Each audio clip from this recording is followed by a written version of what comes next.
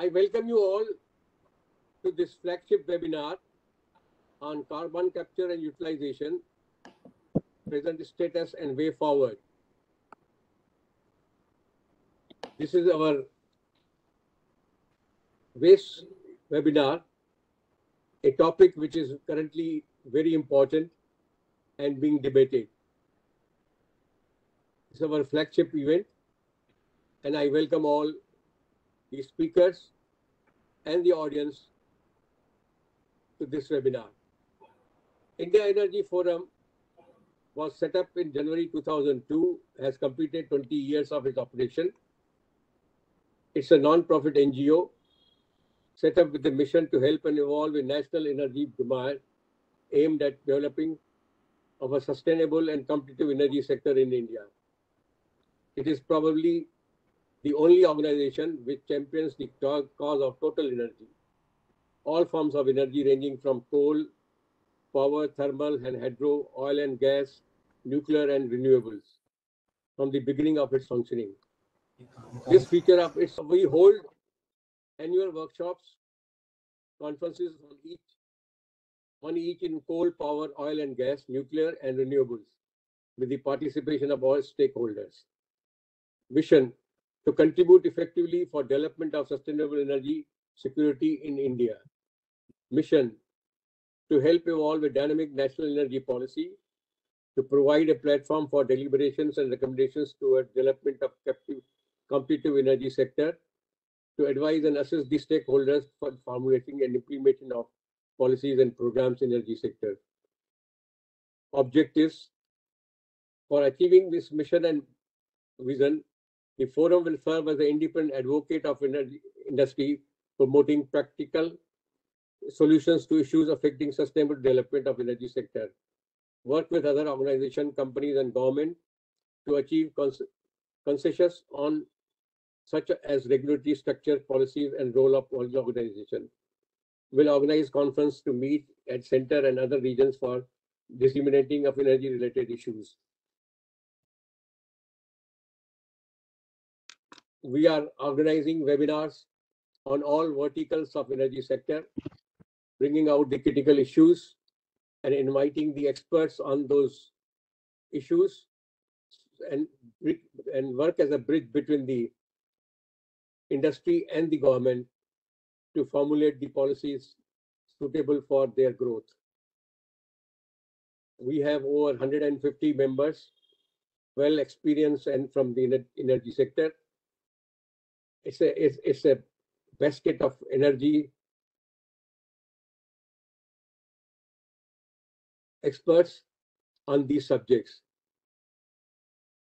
We bring out every month our publication Total Energy, which covers all the happenings on all verticals of energy sector. This is issued on mail to all the members, companies, institutions and the government related to energy sector. We also organize exhibitions to display, give advantage to industry to display their products and activities. With these few words about India Energy Forum, now I invite Malti Goyal, Dr. Malti Goyal to proceed. Please proceed with the agenda for the webinar. Thank you, Malti. Good afternoon, everybody. I extend a hearty welcome to distinguished participants and members of the forum to this meeting. As everybody feels that CCU has an important role in achieving the climate action and the goal of 1.5 degree centigrade rise. At this moment, I feel we take a pride to say that in 2003, India had joined Carbon Sequestration Leadership Forum under the guidance of Shri R.V. Shahi ji, who is the president of the forum and has initiated this discussion today. He inspired everybody at that time, NTPC, DST to initiate R&D in this field. And it was an afternoon, everyone. Sorry for this mix-up, sir. I first of all like to welcome all the panelists, Shri Shashwatam, CGM Netra, Dr. Vikram Vishal, Associate Professor, IIT Mumbai, and Professor Dr. V.P. Sethi, distinguished members of India Energy Forum, our President R.V. Shai, sir, and of course, other distinguished delegates. Now, as we all are aware of the severity of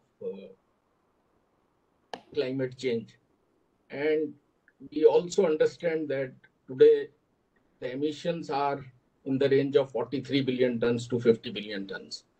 Most of the developed countries have given a target of achieving net zero by 2050.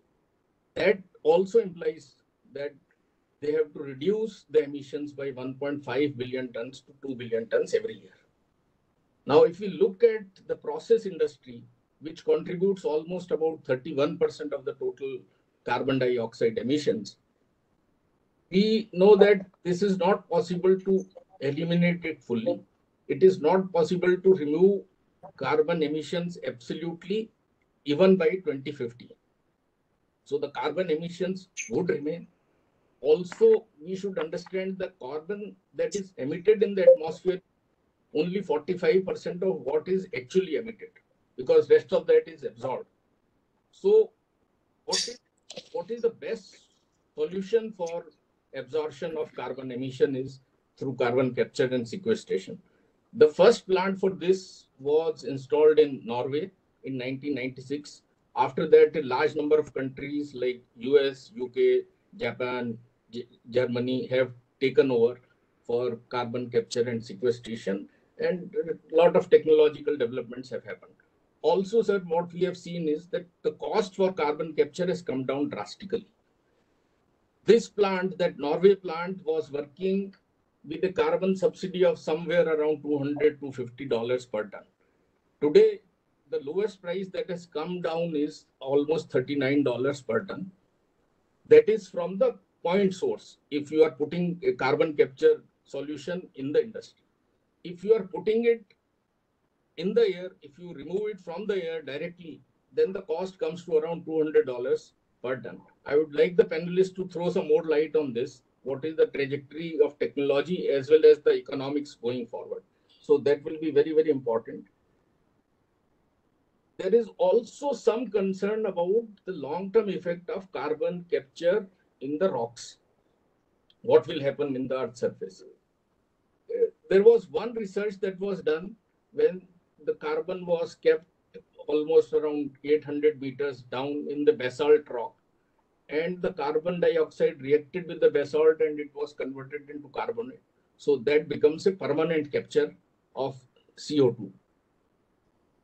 If we can also, there is a possibility that if we can start replacing fossil fuel produced from methanol produced from fossil fuels to produce from CO2, that will also start a negative carbon cycle. So these are some of the things that I would want panelists to throw some more light. And sir, as per a recent report from India International Energy Association Authority, the cost of carbon capture in USA has come down to $10. So I would like somebody to verify those figures also. And today, sir, the driver for this could only be if there is a carbon tax or there is an incentive coming from the government. But this would remain a very, very important technology, very attractive technology for mitigating this climate effect. So with these words, I would hand over it to Dr. Malti to introduce the panelists once again and take it forward before we invite our president for his presidential address. And I would like to thank President for nudging our convener, Dr. Malti, for holding this very important webinar. Thank you. Thank you, Mr. Pobli, and thank you, Mr. Bambani, for these introductory remarks. You have already said that CCU has an important role in climate action, and therefore it will help in achieving the 1.5 degree rise temperature goal. So I started with saying that we take pride in saying that way back in 2003, about 20 years back, India joined Carbon Sequestration Leadership Forum as a founder member under the guidance of Shri R.V. Shahji, our president of the forum now. He inspired everybody like NTPC, DST also to initiate R&D in the subject. But let me also say that CO2 sequestration was a new word, and soon we started realizing that technologies for carbon capture are known. Processes are known, but they needed to be scaled up and making them because they need to be made economical on larger scale. As you have already said, that cost has come down. So it required a lot of innovation. So the research should focus on that. And the carbon capture has relevance not only for power sector, but also for other industry, energy industry and coal mining. So we also decided to develop expertise within the country as an essential component for many applications.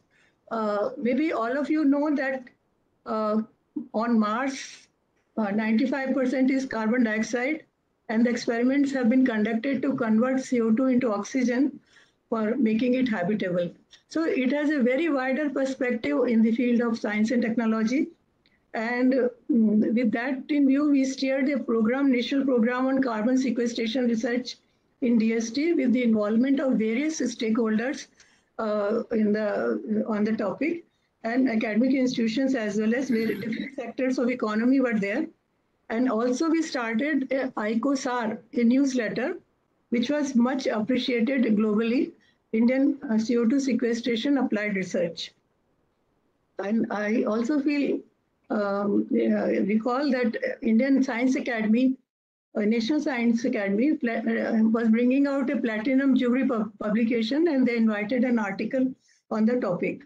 And so let me add by saying that one more important thing which I wanted to share is that though I had a very short stint with the CSLF technical group for less than 2 years, but I connect one anecdote in which one of the technical meetings of CSLF, the senior joint secretary of the USA mentioned that CO2 sequestration does not convey the meaning what we are looking for. And so onwards it will be called carbon capture and storage. So there is a lot of confusion when we talk about what is carbon capture and storage, what is CO2 sequestration. And much later utilization also was added. So it became CCUS. So this is now we always refer it to CCUS, that is carbon capture, utilization and storage. I thought I will share this incident because I was present when this discussion was taking place, and India was much opposed to storage because of for various reasons. But that is one of the important part in the growth of this program. And according to the latest report of Global Carbon Capture and Storage Institute, which is in Australia, more than 50 companies are engaged. Popli Saab, as you said, they are currently engaged in R&D to bring down the cost of carbon capture. They are doing new work also, like capturing carbon dioxide from the air. Also, they are added that also. But important thing was that Carbon Clean is one of the Indian company led by an Indian, not an Indian company, but led by an Indian student from IIT Mumbai. And this company achieved great industrial success worldwide right now. And it could produce at that time, 2017, I'm talking, to cost of CO2 capture was $30. As you said, now it has come down even more. And that was 1/3 of the typical cost at that time. So it tried alkali chemical fertilizers company at Tamil Nadu, and they were using it for capturing at a very low cost. And at present, of course, we have experts from steel, from power sector and power and steel industries, power plants. They have adopted the pilot demonstration as far as our country is concerned. And Also, the prominent role has been by ONGC, as you mentioned about the basalts. I may add that from the beginning, their aim was to look for empty oil fields for enhanced oil recovery. Their focus was that. But basalt rocks were considered as the potential storage sites. And I recall being told by a very senior officer in ONGC that our basalts are not suitable because they don't have water. And we need water for CO2 storage. So we can't really go for it. So there has been experiment storing in saline aquifers and also underground, that is passive storage, but enhanced oil recovery. But basalts were that given up. There are various other reasons for that also. I'll not go into that right now because we have the panelists to discuss. But a demonstration project ONGC has started in 2018 for enhanced oil recovery in Gujarat in association with Indian Oil R&D. Go ahead. That is one. Hello? Yes? Go ahead. Okay. Then I also want to mention that another US-driven project after CSLF, there's a Mission Innovation, and it has a challenge, Carbon Capture Innovation Challenge, and which is focusing mainly on internationally collaborative R&D projects. And India is a member of that. That came in 2015. And then another is Clean Energy Ministerial, which started in 2009 itself. And it's a global forum for accelerating CCUS technology worldwide. I think we have to discuss the status globally as well as in India.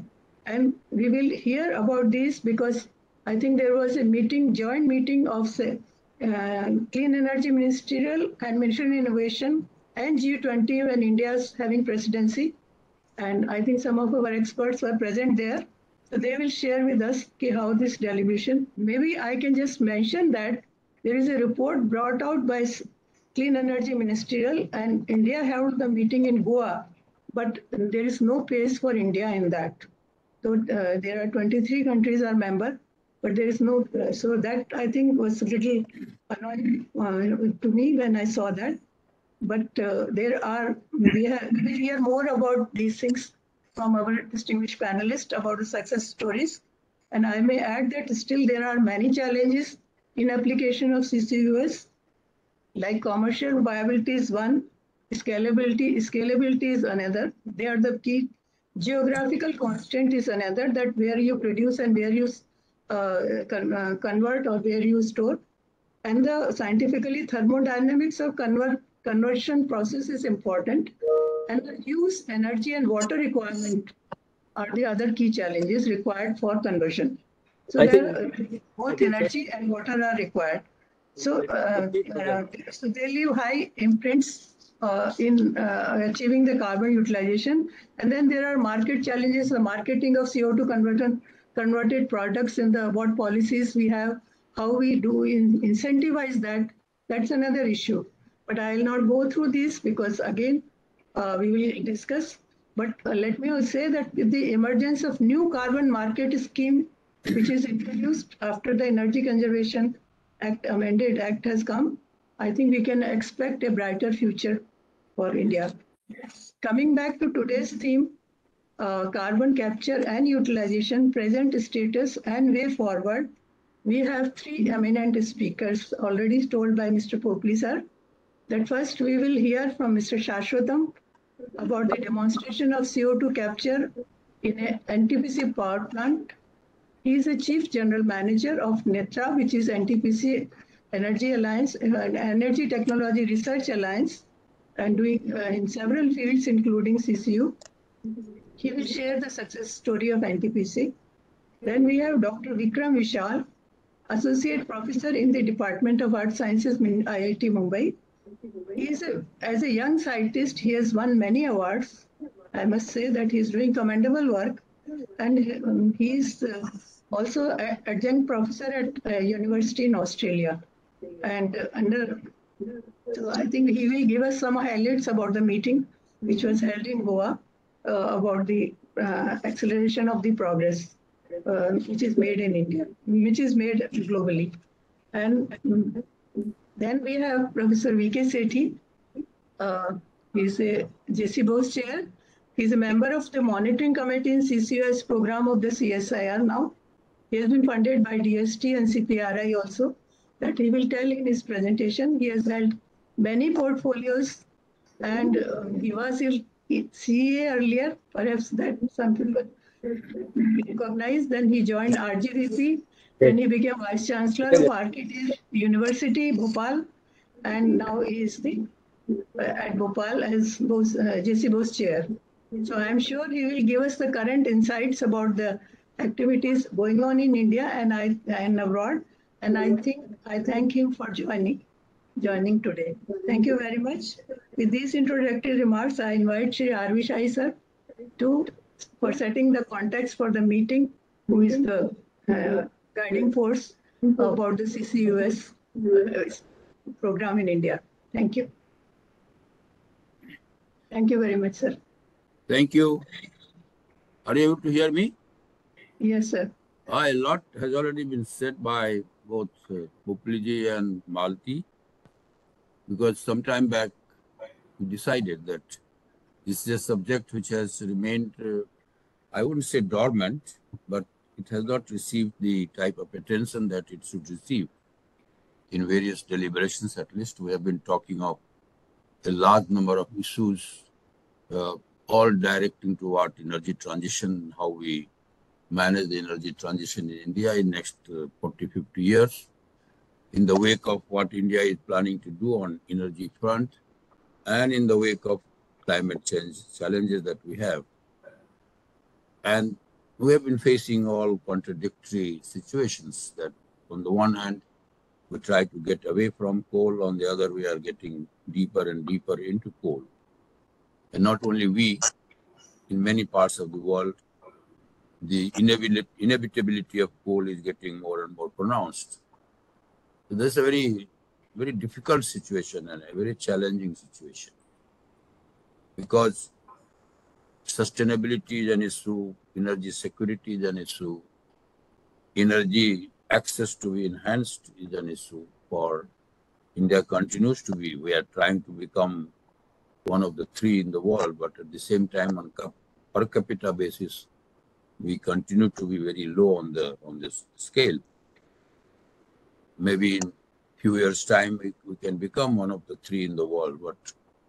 But if you see all the parameters, we have to go a long way on energy consumption in general, on power consumption in particular, if we have to grow fast and provide the facilities, the modern life, modern facilities, modern gadgets, and overall economic development. Obviously, our present level of energy consumption does not match with a large number of countries, So on volume size, because we are big, on the volume size, our GDP will become big, but on per capita scale, we are much lower.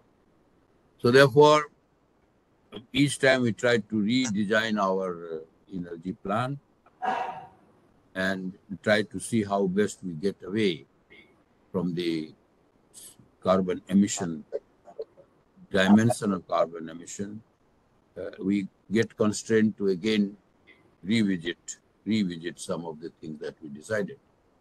So only recently, Central City Authority has notified a scheme on the National Electricity Plan. And with that plan, we are finding that we have to continue to add substantial amount of new capacities, coal-based power plants. So obviously, while the growth of coal-based capital investment and growth of capacity might reduce, but in terms of absolute value, it will continue to grow. Another target that we had, that some of our old inefficient power plants which use too much of coal and too much of heat, that can be one way of reducing the carbon emission, that we will phase them out. That phasing out plan has perhaps been slowed down and abandoned in a way, because we need to have more coal-based power generation. Now, again, we are confronted with load shedding in different parts of the country. despite additions on the solar side, wind side, load shedding is also happening, and it might happen more. Particularly, peak load management is becoming a bigger issue. So therefore, this is an important subject which we have neglected very much. We always thought somebody else will solve our problem. As rightly said, that we responded very quickly when United States formulated a strategy for carbon sequestration and leadership forum. That was the name given. And that was the first time that I started looking what sequestration would mean in terms of this particular subject. And this was stopping at sequestration, and we were on the policy group of this initiative. In fact, we were one of the 18 countries in the world to have signed the charter. That was in early 2023 in Washington. And we, as I said, that US invited and we responded on this subject. The second initiative that was taken by USA was that Zero Emission Future Gen project. I was on the steering committee of that project. But then I found that it's not only in India, I mean, including in the United States. These initiatives were taken with some laudable objectives, but whether they were very seriously pursued anywhere, of course, in India, it never got pursued very seriously. We have been very shy on our research activities. And more than shyness, we have been very slow on taking this research to some degree of active work and coming to some conclusion. But I found in other countries as well, this subject was not receiving the type of attention. And this is not too much past. This, I'm telling the story of 2003, 4, 5. We might have attended half a dozen meetings of this CSLF. We created a research group, several research teams on the subject. But then this did not receive much attention. Of late, I find from various literature, including the International Energy Organization, that association, that a lot of work has been done, is being done, and there are some success stories. But then we try to convey to each other that there are success stories. Whether these success stories have reached the critical mass, whether these success stories have reached a level that industry takes it up further, or it is just at a demonstration stage, or it is just at a pilot stage. And if it is not so, why it is not happening? We also tried to combine BHEL, NTPC, Coal India together when I was in the ministry to see what best can be done on this subject. And that time we decided that let us focus on pre-combustion issue and post-combustion issue. Pre-combustion issue primarily belongs to the coal provider, coal producer. Can they restructure, can they redo the coal in a manner that carbon emission is reduced when it is consumed, when it gets into combustion? To what extent it is there where gasification, etc., those issues were being discussed. That also didn't take off very well in Indian context. Post-combustion is an issue with power generators needed to attend to. That means when you are burning coal and producing carbon dioxide, what is it that you can do? How do you handle this? So therefore, carbon emission and carbon emission control is not only the issue of carbon dioxide storage and carbon dioxide uses. It is also the issue of how do we consume coal, in what process we consume coal, what sort of processes we do before we consume coal, whether in a steel plant, cement plant, fertilizer plant, or power plant. Power plant is the largest consumer. How do we consume that? Before that, can it undergo certain processes so that overall carbon emission is reduced? So the coal sector was not alive to this, not serious about this, nor were the consuming sector, the steel sector. Only place where I found that Jindal, they did something on gasification, and that is one example where they did the gasification in one of their steel plants. So that is a good initiative, needs to be appreciated. So therefore, the consuming sectors were power was the biggest one. NTPC is the largest one. Leadership from NTPC in the past, I mean, now something has picked up, but has been somewhat lukewarm in this. And now I take pride in getting the thought of the Netra getting established, getting them land. And the other day I was there, a week back, and that good sector, good complex had come up. And it seems they're trying to do some serious work on this subject, besides other subject which is relevant to the power sector. So let's see that it is not that nothing is happening anywhere in the world. I did glance through the recent publication of IEA, and then they say that more than 40 commercial organizations at a larger scale are working seriously with some degree of success. And the success is, it is successful. But the success is really measured as being effective success when it becomes also economically affordable. And economically affordable does not mean too cheap, but within the reach. I would have felt that before we embarked upon FGD in a big way, whether I'm not debating whether FGD was needed, but this was needed more. CCUS was needed more.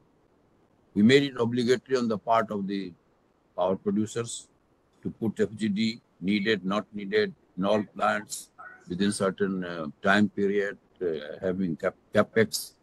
I'm not saying that that was not required, but what should be the priority? Because Indian coal does have sulfur, but not that significant amount of sulfur. And whether that was really an issue in every place, that needed to be revisited. But then that is how it was. It became an obligation, and many of the power plants and regulatory mechanisms are busy, how much of capex, etc. are happening. But then this item remained in the background. So again, we thought in the India Energy Forum that when inevitability of continuing with coal for several decades looks quite clear, we are not going to get away from coal right up to 2060-70.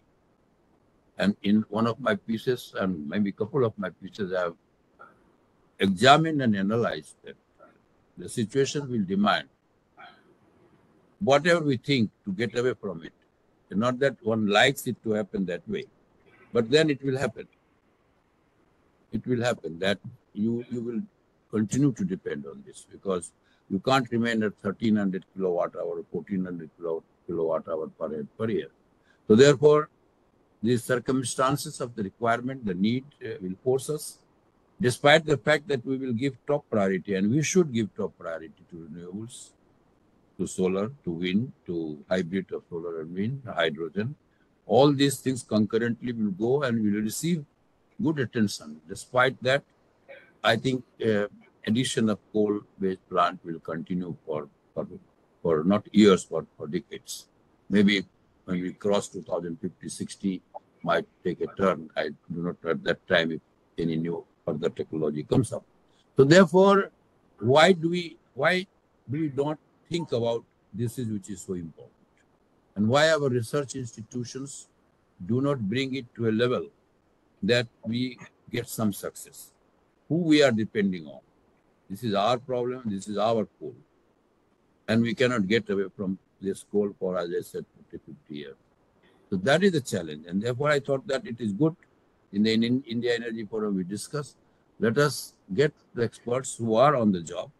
Let them enlighten us. Maybe we do the literature survey, we can do a number of things. But let us see what is happening in our institutions and in our research and technology development establishments on this very subject. Well, how far are we to bring it to a stage that we can have extensive use? Scaling up is not an issue in India, because we have more than 200,000 megawatt of coal-based thermal power plants. And therefore, a scale is there. It is not that we want to do in one or two or three. We want to do it in many. And if you want to do in many, that is a case for research to justify. Sometimes people say, unless we scale up, like we did, we travel through CFL, we travel through LED, and it is scale which helped us. We are traveling through Solar, scale has helped us. Scale globally has helped us, bringing down or slicing down the prices of solar modules because the large volume and large volume research and technology gets large volume to justify its economic production, economic generation. So scale is already within India. A scale on this is huge. And if it has a success in terms of getting it done at the level of prototype and at the level of commercial, why not scale it up? Those are the issues we will like to listen more on, not on this issue of what it is, what is the storage. We were thinking we'll put into the sea. Sometimes we put it in the desert, and all those phases are over now. Historical pages, not very bright historical pages so far as Indian context is concerned. But let's get going on. What is the present stage where we are? Maybe globally as an example, but more importantly, what we are doing here. So we got, who can be better than NTPC establishment right on this subject? So I spoke to Saswatam and he was very forthcoming. He said, definitely. So let's hear from NTPC, others who have done work on this. One is the work that is done elsewhere and its applicability in our situation. One is that what can be done or is being done in India. That is the thrust of this. What are the other policy changes that are needed? And therefore, it is there where we come in. If we feel that this is something where some policy changes are needed, some faster action is needed, one thing is there, the government system has been quite proactive on some of these things, or on most of these things, when it comes to carbon dioxide issue, when it comes to climate change issue, when it comes to renewable issue. So therefore, you can expect a good response, but not each time that heavily subsidize this and do this or do that. No, not that way. But let us be confident about our technology that we are developing. So that was the background under which we thought about this, and we would expect, I'm 100% sure that our experts would have come prepared from that point of view, because most of the people who are participating, they are aware of the issue, aware of the subject, aware of the challenges. But important thing is that developments that have happened so far and likely to happen in coming 2, 3, 4 years. So with that, I also, on behalf of the India Energy Forum, welcome you all the participants, but more particularly our distinguished speakers, to enlighten us on the subject. Thank you very much. I will come again when we finish the discussion and in summing up. Thanks a lot.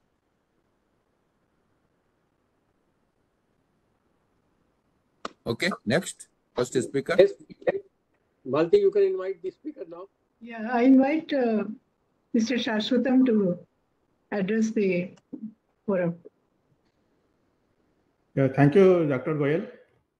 And thank you, Sai Saab also.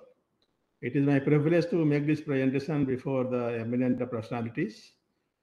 Thank you so much for the opportunity, and it was really nice to hear initial remarks from these team members. So I'll focus, on CCUS as a tool, and based on my expertise and experiences, some of the aspects. Yeah. So the first thing first is like we are hosting the National Center of Excellence in Carbon Capture and Utilization at IIT Bombay. This is a DST supported initiative. I think one of the first such initiative in the country is to build the capacity of the research community. At the same time, we are also looking at developing different cross-cutting aspects of CCUS. So the first aspect is the carbon capture. So we are working on different solutions for CO2 capture. One of them happens to be the amine-based solution, which is the characteristic way of capturing carbon dioxide around the world. Then next one is the membrane-based CO2 separation, and the third one is aqueous. I'll explain these aspects subsequently. Then comes, once we have captured the carbon dioxide, what do we do with the captured carbon dioxide is CO2 utilization. So when we go for utilization pathway, there can be a production of methanol is something which is looked around the world, because methanol is a good carrier of hydrogen. Methanol is used as a fuel and so on, and it can be used basically. And then we are looking at the pathways of high value organics, and the other pathway is to generate methane or carbon monoxide from here. So interestingly, we just received the patent for carbon dioxide to carbon monoxide conversion at IIT Bombay. I'll explain that also very briefly.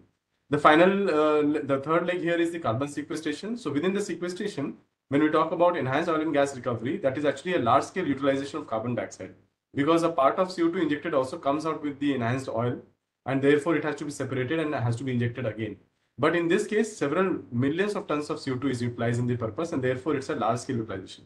So first of all, we have to look in India, where are these basins where we can do this CO2 capture and utilization using UR?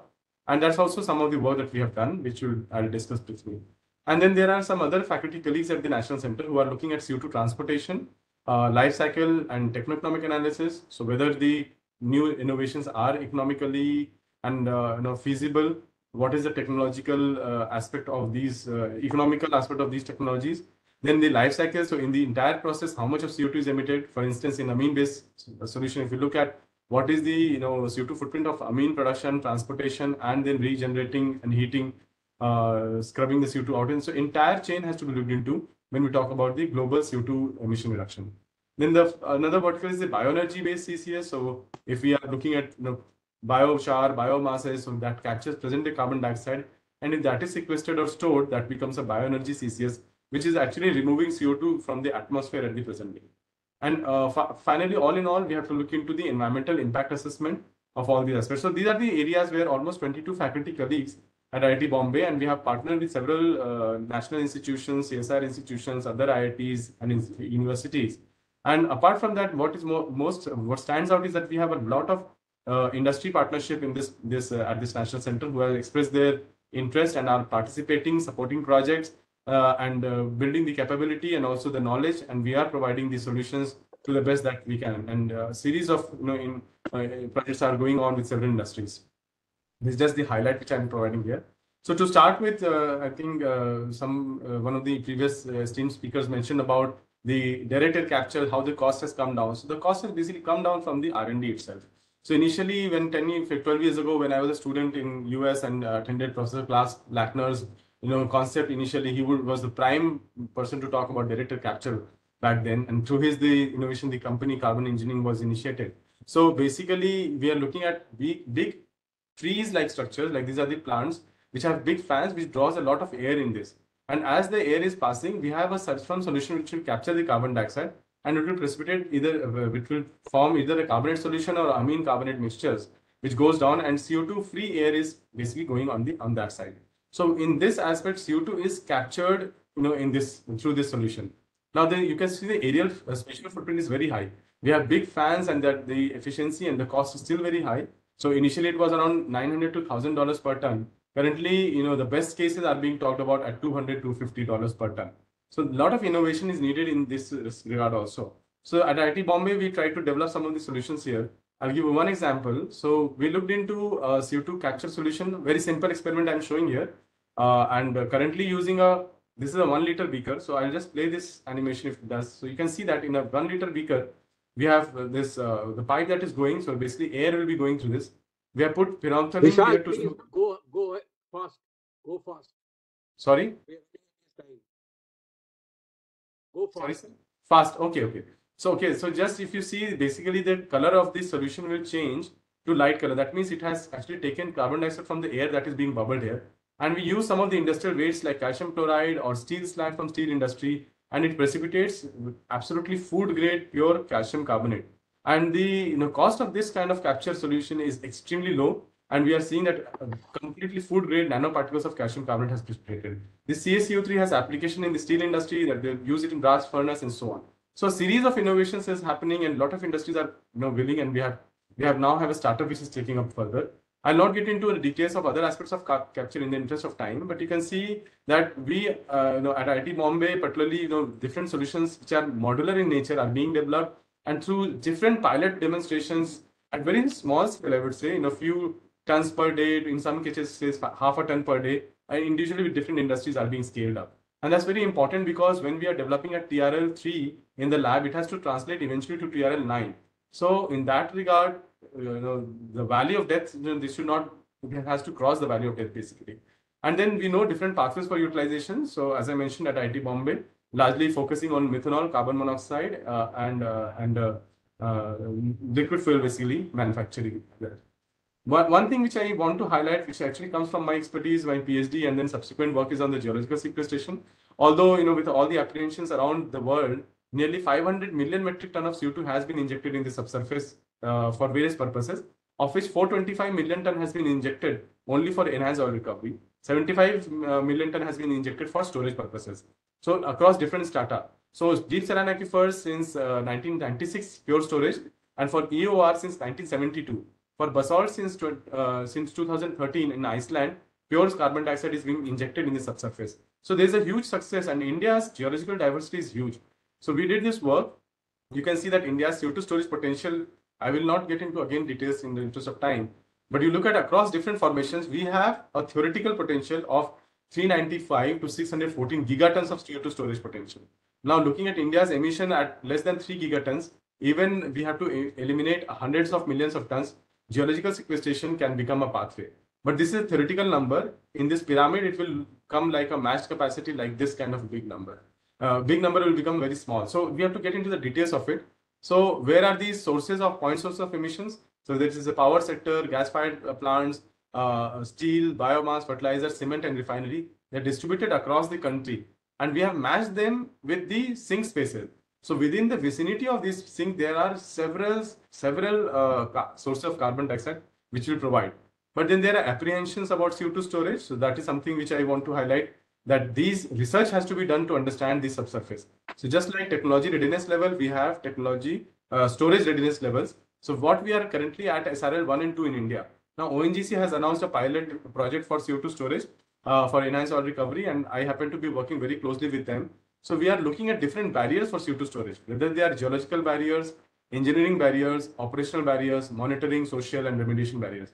And this will lead to eventual reduction in the storage capacities. The risks have to be eliminated. So what do we do in the lab? We basically generate the subsurface conditions, and we can see that how the properties of rocks, here in this case coal, is changing. When we saturate with carbon dioxide and supercritical carbon dioxide and water, you can see the properties of rock and coal is changing significantly. So when we are doing this simulation of the subsurface, we have to look into these properties, and these kind of facilities have been developed at IIT Bombay, and we are leveraging that for different knowledge. So this is a glimpse of some of the facilities that we have for CO2 storage and all. You can see these facilities, state-of-art facilities are required. So now we do not have to depend on sending the samples abroad and getting these tested for CO2 storage. We can actually do this in our lab here. And some of the enhanced oil recovery projects have samples have been sent from Oil India Limited, from ONGC Limited, from Tata Steel for coal sequestration and so on. So all in all, we are looking into these aspects of understanding the subsurface before we go for CO2 injection. In terms of policy roadmaps, so yes, TIFAC report was there first. Then Ministry of Petroleum and Natural Gas released the framework for enhanced oil recovery, which includes CO2 EOR. Then we now recently released the 2030 draft roadmap for CCUS from the Ministry of Petroleum and Natural Gas. And then we have the Niti Aayog's report, on CCUS policy framework and deployment mechanism.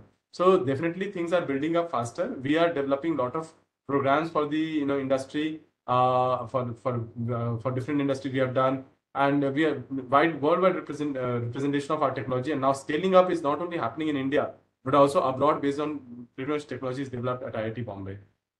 Quick look at some of the achievements is like the Elon Musk Foundation CCS X Prize, the only team to win in India.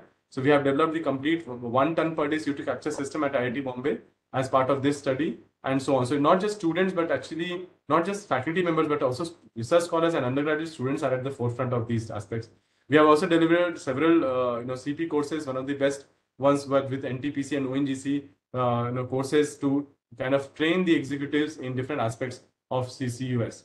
Finally, when we look at the technology readiness level in India, is fairly low for these aspects. Much of these, NTPC is doing the CO2 capture, absorption, but most of the storage conversion techniques are at TRL 3 and 4. So we need a good support with the industry cooperation to basically advance the TRL from 3, 4 to 9. And this is my final slide, that road ahead for CCS in India is very promising. In fact, it is believed from Shahi sir was talking about the IA report. The same report also mentions that India will account for nearly 20% of industrial CCS by 2060. So as we have announced our net zero goals, we'll take care of a lot of our CO2 emissions by this. But when we are talking at net zero also, we can still have fossil fuels as at 90 to 30% and go up to 5% in this. But we need accelerated R&D, collaboration, engagements of the industry and international capacity building. Madam was involved in ACBCSS. She was leading that totally, and there's a very characteristic, unique program, I would say, in India at that point in time when nobody was actually accepting it. And then the policy supports are required. why it is important to discuss and work together if any storage project or enhanced oil recovery project takes 6 to 8 years on an average. But since we are doing a lot of parallel studies with the industry, we are able to reduce the target from 6 to 8 years to almost 3 to 4 years. And when we talk about pathways for net zero, this is a scenario at net zero for the world. We talk about hydrogen, we talk about electrification, renewables, and so on. This yellow part here is CCUS. Almost 14 to 32% at net zero is going to come from CCUS. So that's the role of CCUS at the net zero. So I want to thank you for your patient listening and for the opportunity. Thank you. Thank you. Thank you very much. Thank you. Is now Saswatam ready? Mr. Saswatam? Yes, sir, I am ready. I have made the presentation. Thank you very much, and sorry for the mix-up. So first of all, it is my privilege to make this presentation before this distinguished personalities. 2 points I will make before this presentation. So in this presentation, I will be sharing what NTPC is doing, but then I will also share what NTPC is thinking, because all these thinkings are also converted into acts. So I will share that. And another point, 2 points, what was mentioned in the beginning that NTPC joined this CSLF forum in 2004. So in fact, in age 2007 to 2014-15, we took up several projects in carbon capture. But then after that, everything became very slow. But then when it picked momentum in 2017-18, so leveraging that knowledge, we could leapfrog, we could have a jump start. And that is the reason now we are doing all these projects. I will come to all these things in a minute. This is first point. Second point is that in the G20's India's presidency, there were 4 conclaves. And the first conclave at Bangalore, so this center, the R&D center of NTPC, that is Netra, so this was given the role to carry out 5 number of technical studies. And one of these study was focused on CCUS. And in the Bangalore, a side event, dedicated side event was only marked up for this CCUS, where the complete international conference was held. And Professor Vikram Visal was also part of that, including several prestigious institutions globally.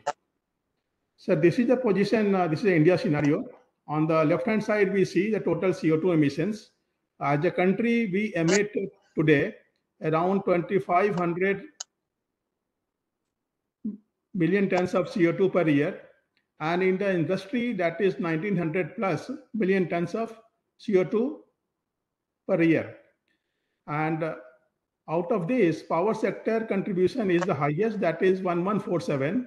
So out of the total CO2 contribution, it is 45%. And in the industrial sector, this is almost 60%. So if India has to cut down on CO2, so power sector has to contribute its own bit. On the right-hand side, we are seeing the CO2 growth rate, emission growth rate. And I will like to draw your attention towards the bottom 2 lines, the production-based CO2 emission and the consumption-based CO2 emission. As the country becomes an exporter of finished products and value-added products, the production-based CO2 emissions will grow, and that will depart further from the consumption-based CO2. You can go to the next slide.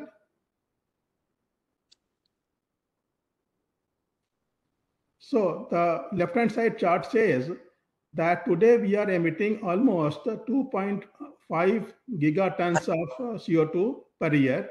And if we continue on the present rate, then the top line, the light blue line, so we will reach almost 11 gigatons plus by year 2070.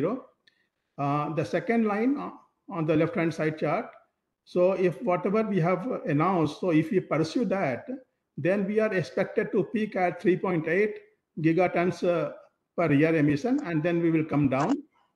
And then if we adopt the accelerated scenario, which is not known right now, then we will peak at 3.4 gigatons per year CO2 emission, and then we will progressively come down. Next slide, please. So this is few slides we have picked up what India presented in the G20 forum. And this presentation was made by Dr. V.K. Saraswat on behalf of India. So what we are saying that we will not back down on coal generation, number one. Number two, that we will meet the best CO2 norms in world. So let the norms come and we will meet that. And the third part is that what is our strategy to meet that? So this slide explains that. This is a slightly older thing picked up from Niti Aayog. So India has almost 400 gigawatt of installed capacity, and more than 50% or around 51% is from the coal-based. But then if we see the energy terms, this generation in billion units, that is almost 70% coming from the coal-based plant. And the renewables, though that is a significant number, but then in energy terms, that is only 11%. So the short point is that coal generation has to stay. That was mentioned by several persons here also. So this is the position what India is taking, that this coal generation, though the proportion might come down, but then that is going to stay. And why it is going to stay? There are 4 reasons. The first reason is mentioned in the last bullet, that today almost 10 trillion Indian rupees is already invested in power sector. So this has to be treated very carefully, both for the power utilities as well as for the finance sector. Next slide, please. Second point is that this our country has 149 billion tons of proven coal reserve and 319 billion tons of total coal reserve. The interesting point is the second point, that out of all this coal, 87 to 89% is a non-coking coal. So if we are not going to use in power plant, if you are not going to burn it, there is no other use of this coal. So country cannot afford to not use this natural energy resource and keep its dependency on the imported fuel. The third point is that economy of few states are critically dependent on the revenue from this coal mining sector. And that is mentioned here: Jharkhand 91%, MP 73%, Chhattisgarh 66%. So these are serious numbers, and if these numbers disappear, then it will be very difficult to sustain the economy of these states. So this is the third reason. And the last reason is that it generates large quantum of employment, both direct as well as indirect. The numbers are mentioned. That is almost 3,55,000 to 5 lakh direct and indirect jobs. So because of these reasons, the position country in G20 has taken that it will not go back on the coal generation. It will cut down somewhat, but then it will not go back. Next slide, please. What we are saying, probably that slide is missed, that we will cut down on the CO2 emission while not backing down on the coal generation. And it is a 3-pronged strategy. The first strategy is we will improve the heat rate, that we are doing anyway. We are going for supercritical, and now we are improving the parameters further also. The second is that biomass co-firing. So that the mandate of 7% biomass co-firing is there. And this center, Netra, is already working on increasing that percentage. And how this can increase? So that will be the torrefied biomass firing. So we intend to take it to 20%. And anything beyond that, we are going in a big way for the CO2 capture and then converting into different fuels and chemicals and fertilizers. So with this, I come to the NTPC initiative, what has been done so far. Next slide, please. So this slide particularly captures the work done by NTPC in 10 years. From the days CSLF we entered into that. So 3 years after that, 2007 to 2015. So there were early days. So NTPC worked on all 3 routes of CO2 capture, and we have taken all these route to TRA level 6 and 7, where we have actual pilot and demo plants. For the physical route, we joined hands with 4 institutions. This was a unique project. 2 institutions, Niri Nagpur and CSMC Bhavnagar, was given job to develop geolite, that was X13 geolite. And IT Bombay was given task of designing the process. And Indian Institute of Petroleum was given the task of actually setting up this pilot plant. And after doing all this work, so this is a actual plant which is sitting in our campus. And this can separate CO2 from any flue gas, and from the power plant flue gas to the purity of 85%. So depending on the end usage, if it has to be used for EOR or the where the hydraulics is required. So this is app technology. We have done that. And the second technology is the chemical route. We have done 2 projects, one on a secondary amine with IIT Guwahati, and other on the tertiary amine. Professor Vikram Vishal was there. So NTPC, IIT Bombay, and was also mentioned. So we 3 of us had this thing, developed this tertiary amine-based technology. And this is technology which has been now scaled up and put up at Vindhyachal. And now this is the first CO2 capture plant integrated with bituminous coal-fired boiler, which is already commissioned and running very nicely. The USP of this plant, chemical route, is that we can get CO2 very high purity, 99% plus. So if we intend to convert it to anything, to methanol, ethanol, or any other thing, then very high purity is required, and this is the app technology. The third technology also we did along with IUCL, that is a biological route, the macroalgae, and we have put up a full plant at Faridabad. So we have a gas power plant at Faridabad, and this real flue gas are scrubbed in this pond where algae is cultivated. So till algae cultivation, no issues absolutely. But then after algae cultivation, initially we tried to crush it and produce oil, which was not economical. But then we also learned that for a bulk CO2 producers like NTPC, this is not an app technology. So we have hands-on experience on all these things, and a single slide condenses all our efforts of almost 10 years. Next slide, please. So next 2 slides are very interesting. So after all that knowledge which has been created for CO2 capture, I can also share what is the cost of CO2 capture for each of these technologies. So it was mentioned some numbers. So let me share my number also for the previous slide. The 20 TPD CO2 capture plant, which is set up at Vindhyachal, this is a small plant, but then the CO2 capture cost today is $34 per ton of CO2, and in Indian rupees, 2 rupees 63 paisa per kg of CO2. US has kept a target of $20 for a target of 2030. So with this technology, if we scale this thing up, so we can achieve a cost of $24 without putting in incremental knowledge. So these are the cost numbers.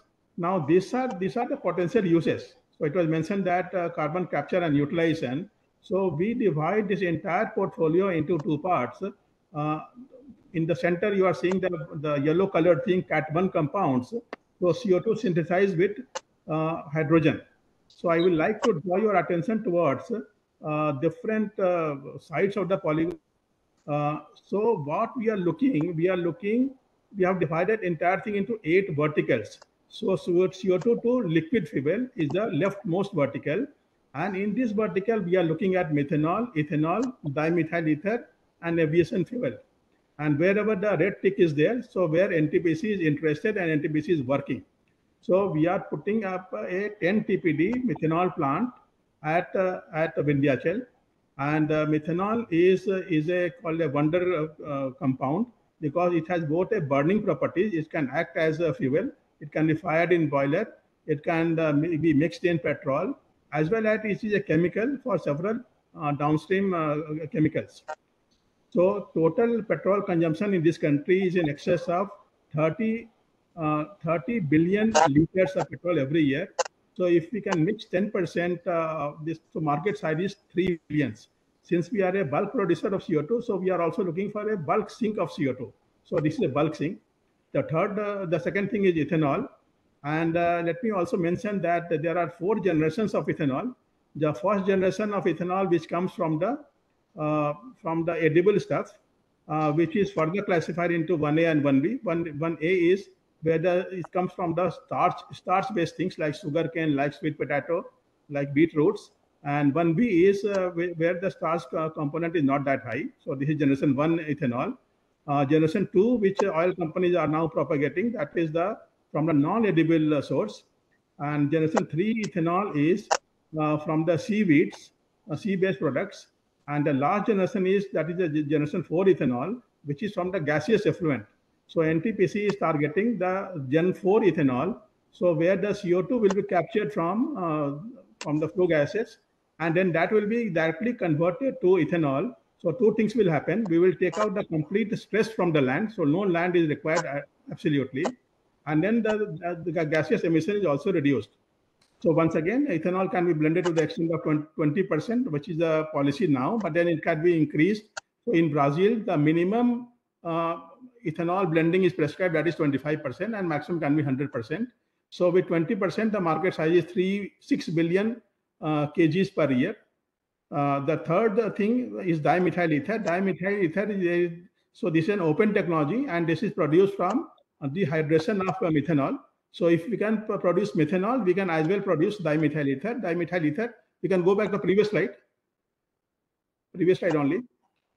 So yeah, so dimethyl ether is equivalent to diesel as well as LPG. So once again, a big market size, 2.8 billion kgs per year. And the last vertical on the left-hand side, that is aviation fuel. Aviation fuel is derived from the ethanol.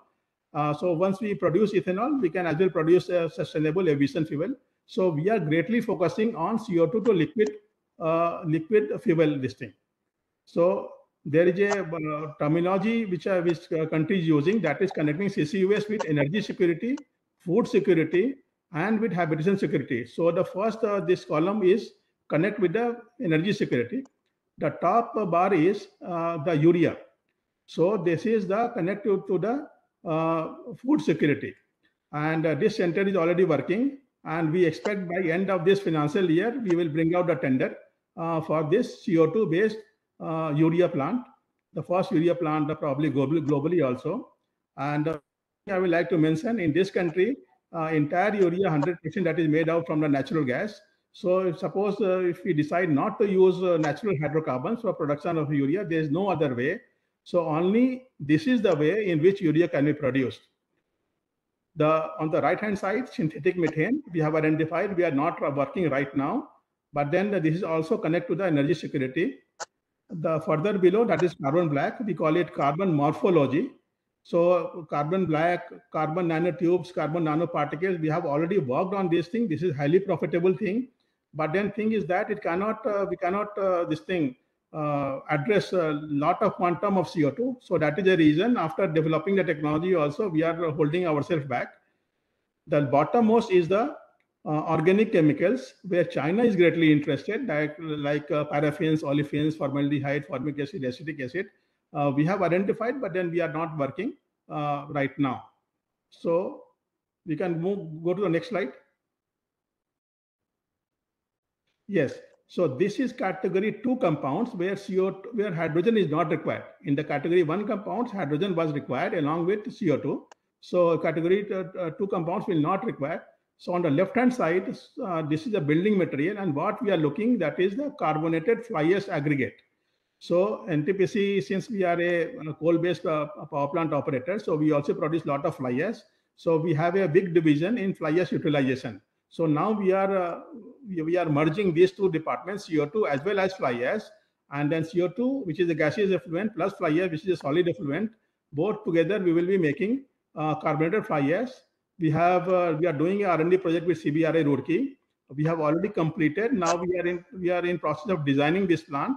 And just to give the numbers, there is no number how much coarse aggregate country uses, but there is a number how much cement we use. So that is 300 million tons per year. And if we take the ratio of 1:2:4 for cement to sand to aggregate, then this number comes in excess of 1,200 million tons. So this is a big market size. And if we can fix some amount of CO2, so this will be a huge market for us. And the second thing is that this is the only CO2 negative technology. Whatever was shown in the previous slide, so that was carbon neutral technologies. But then this is a CO2 negative technology. So once CO2 is fixed, so that will remain fixed forever. The other things are already identified, but then right now we are not working. We keep an eye what is happening in the entire world, and we keep updating this thing very regularly. So we go to the next one.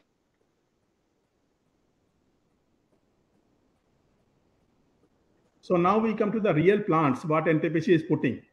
The first plant is 10 TPD, flue gas CO2 to methanol. This is coming at Vindhyachal. And the first, the blue blocks tells the rationale. So this is connecting CCS with the energy security, what I have already mentioned. And this is a petrol equivalent, and DME can be made out, which is diesel and LPG equivalent. It is also equivalent of LDO and HFO. So all those things are mentioned. This can be also used to produce other type of chemicals also. So the position is that the building blocks, it will have 3 blocks. The first block is 20 TPD CO2 capture plant. So this plant is already commissioned, and the plant is producing CO2 of a purity of 99.4% plus. So we targeted a purity of 99.1%, but then it is producing 99.4% plus. The second block is 2 TPD hydrogen plant. Since this methanol will be green methanol, so we have gone deliberately for the proton exchange membrane electrolyzer, and then this will be the largest PEM electrolyzer in India. So we are already facing issues because this is the first plant in India, and but by end of this year or by January we will be commissioning this plant. The work is already in progress for the 10 TPD methanol plant, and the technology is a heterogeneous catalytic hydrogenation of CO2, and we are already putting up this plant, and we hope that by end of this financial year, this plant will be up and running. Upon setup, this will be the first plant globally where CO2 from power plant will be captured and converted to green methanol. So we go to the next one.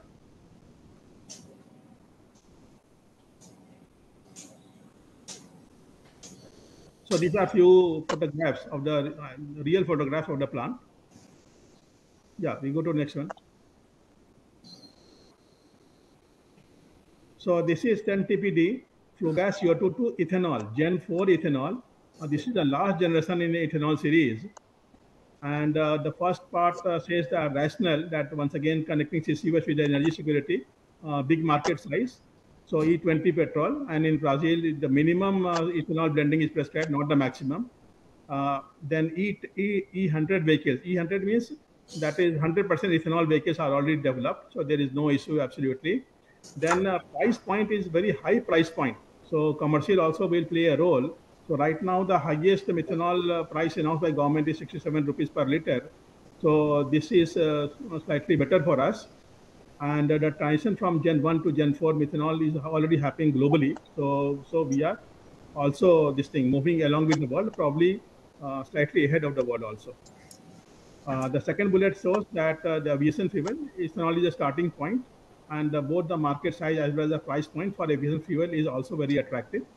On the right-hand side, the building blocks are indicated. The CO2 block, that is 25 TPD, and hydrogen block, that is 3 TPD. And then there's a new thing that is reverse water gas shift. So this is the thing what we are bringing in, because some part of CO2 has to be converted back to CO, and then the biocatalytic reactor, and then the actual distillation. So bottom will show the building blocks, and then this plant is coming up at Lara, and we have already tendered out.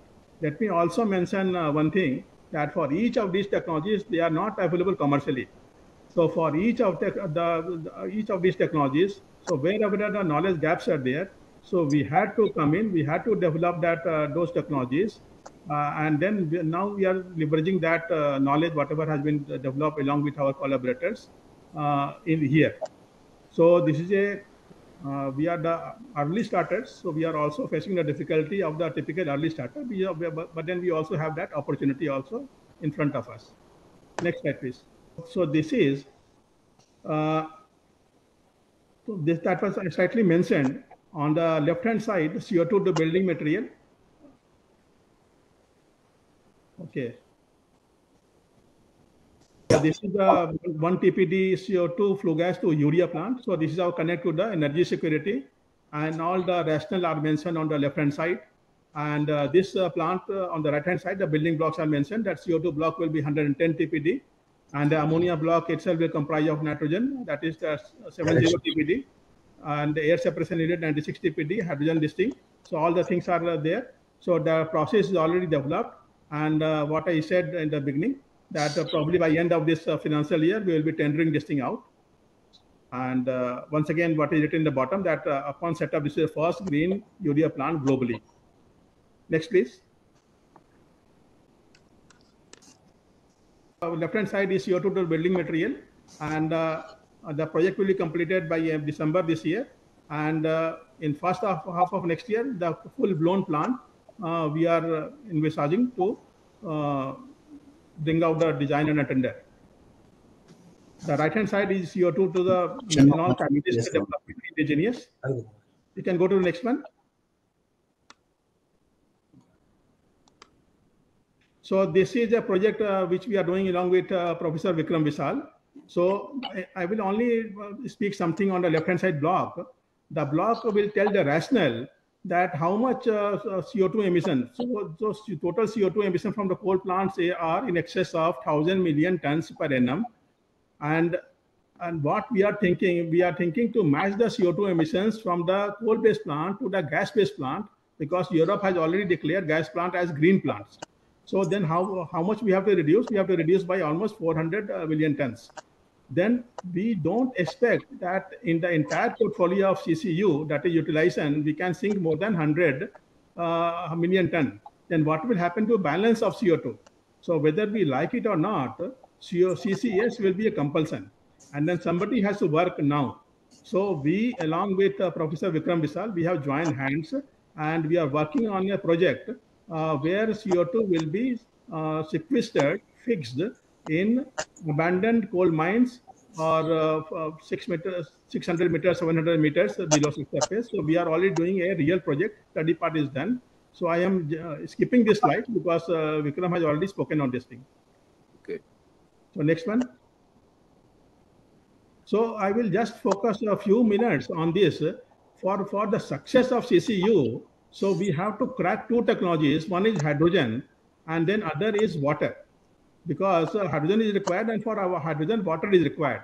So how we can get green hydrogen economically? So we are working on green hydrogen from plasma gasification of MSW, RDF, as well as agri-waste. So the national biomass mission sits in our campus, that is the Ministry of our distinct body. And what we are discussing with them, that right now we are going for co-firing of biomass in the boiler. The next generation of biomass utilization will be connecting biomass with the liquid hydrocarbon, that is ethanol, or to the hydrogen. So right now we are already working and we have got all approvals. Probably by end of this calendar year, we will start setting up this plant where this will be gasified. And a couple of things that we mentioned, that biomass can be utilized in three ways. One, we can burn it or incinerate it. The second one is we can digest it. That is a Gen 2 ethanol. But then in the digestion, only the cellulose part, which is 35%, that is only utilized. The hemicellulose, which is 25 to 30%, and lignin, which is 20%, that is not utilized. But then if we gasify it, then it will not differentiate between cellulose, hemicellulose, and lignin. Everything will be gasified. And the gasification technology we have to develop and mature as per the end use. So if it has to be hydrogen, then the plasma gasification will come in along with oxygasification. So this is a plant we are already putting up. We will start putting up by end of this calendar year. Next slide, please. Please wind up, sir. I will just wind up. So next slide. I will jump all this slide. Yes, next please.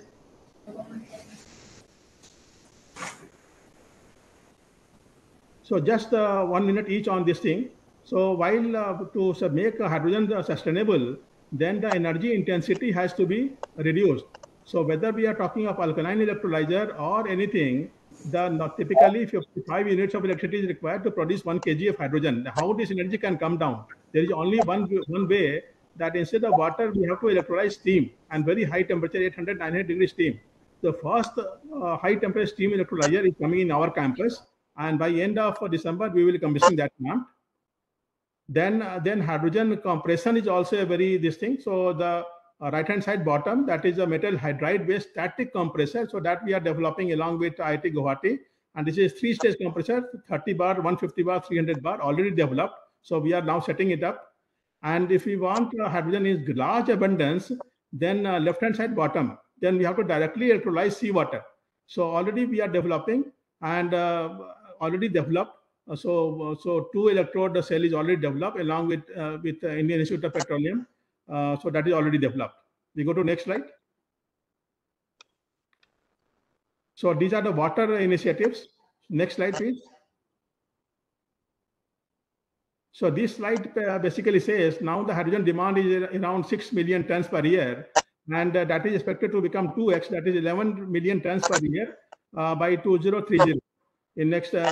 But then for each kg of hydrogen, 10 kg of DM water is required. Almost 13 kg of sweet water is required. Now in India is an energy deficient, water deficient country.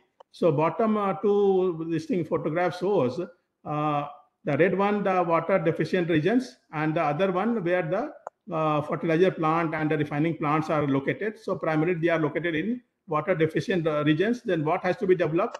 The bottom two bullet points, the hydrogen should be produced from low grade water, that is STP water and the sea water. So the solution has to be developed for the coastal as well as terrestrial regions. Next slide, please. So I will end with this. Probably this will be my last slide. So two technologies for the sea water, the top two, that is the flue gas based desalination, the waste flue gas which is coming out from chimney, that will be utilized to produce high grade water, electrolyzer grade water from sea water. So the water plant we have already completed. The second thing is the distillation of seawater using solar thermal. This plant is also once again completed, and in both these plants we are producing 1,20,000 liters per day from seawater, high grade water. The technology 3 and 4, that is the solutions for the STP water. So the first one is non-thermal forward osmosis. Once again, that is already developed. We are setting up a 2,40,000 liters plant at Moda, NTPC Moda.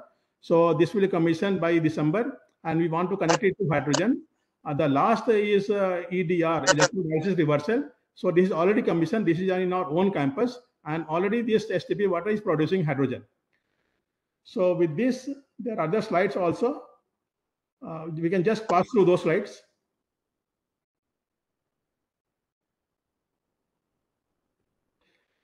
Okay, so next, so just for each of these technologies, one slide was there. We can come to the last slide.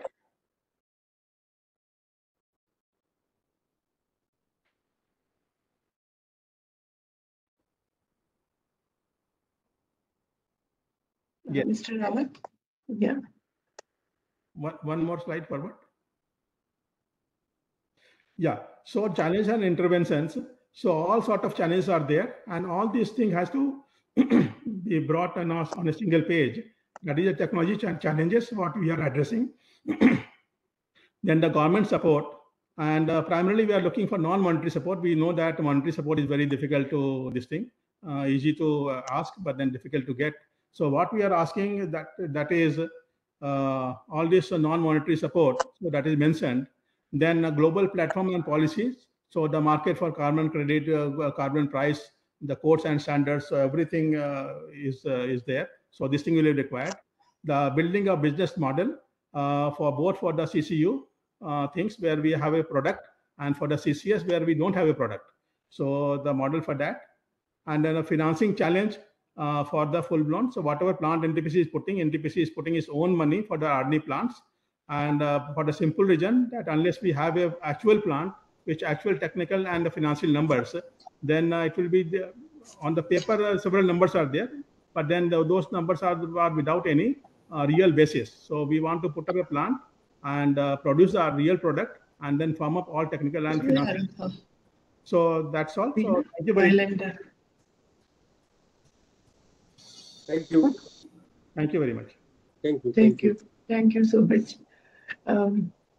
So we are really running late, sir. Professor Sethi, request you to kindly try to respond to the questions which have been addressed by Mr. Shai and Mr. Popli. I'll very briefly cover actually within 5 minutes. Okay, will that be all right? 10 minutes. Please take 10 minutes, not 5 minutes. Okay, 5 minutes enough for me to share. Yes. Message aa raha tha. Is it coming?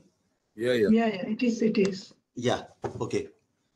Well, first of all, I must thank Madam Malti Goyal, Bamani Saab, Popli Saab, R.V. Shahi Saab, our own Secretary Power. I am also ex-Ministry of Power person. I will skip all this actually. This is this shows that how much, what is the situation and how much that Restart your device to get. our India's commitment, INDC, and now it is NDC, all that. Then at the Morocco, at the COP22, when we were there at the India Pavilion, we got this software of climate clock, and they still we are using it. Yesterday itself, we have run it actually, and we found how much time left for 1.5 degree, and also it gives a inference in the bottom. 1.5 degree centigrade can be achieved only through CCS plus BECCS, the bioenergy with CCS actually. Well, that part, the latest finding related to carbon capture and sequestration presented by Indian delegation COP26 is here.